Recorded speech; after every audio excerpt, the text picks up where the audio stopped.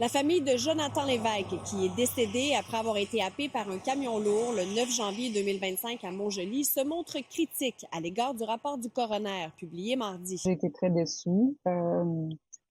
Je suis vraiment pas satisfaite du rapport. La sœur de la victime se dit déçue de l'analyse du coroner Jean-Pierre Chamberlain, qui conclut à un décès accidentel et blanchit la ville de Montjoly, pointé du doigt par la famille pour son déneigement après le drame.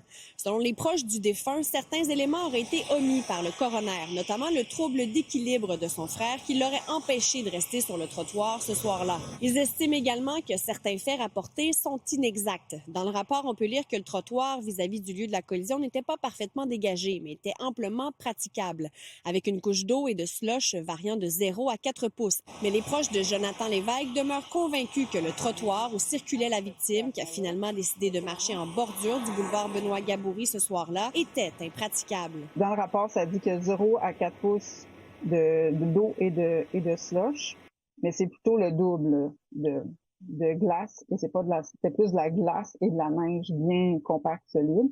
C'est pas véridique, en fait. C'est sûr, je ne comprends pas sur quelle photo il se base. S'il aurait été déneigé, mon frère n'aurait pas marché dans la rue, il aurait marché sur le trottoir. La sœur de la victime affirme constater une amélioration du déneigement des trottoirs dans le secteur depuis l'accident, mais elle aurait quand même souhaité que le coroner formule une recommandation à cet effet. Après le décès, on en a vu des gens marcher dans la rue parce que les trottoirs n'étaient pas déneigés.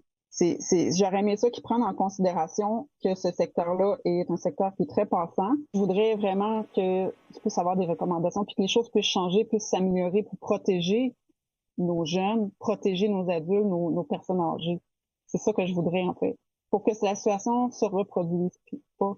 Le maire de Montjoly a dit comprendre la tristesse que vit la famille, mais n'a pas souhaité commenter davantage ce dossier. En ce qui a trait à la sœur de la victime, la prochaine étape pour elle, ce sera de déposer une plainte officielle auprès du bureau du coroner. Vanessa Limoges, TVA Nouvelles, Rimouski.